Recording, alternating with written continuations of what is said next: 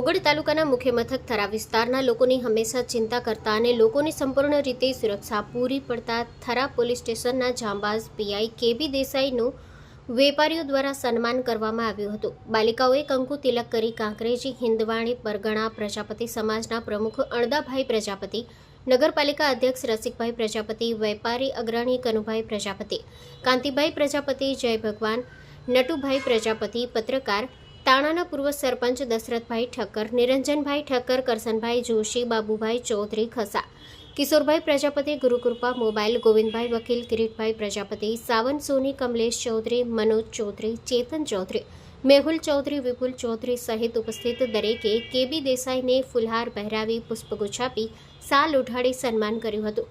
કેબી દેસાઈના પ્રેરણામય માર્ગદર્શન મેળવી ધન્યતા અનુભવેલ થરા ખાતે કોઈપણ સમસ્યા હોય તો જાણ કરવા જણાવ્યું હતું।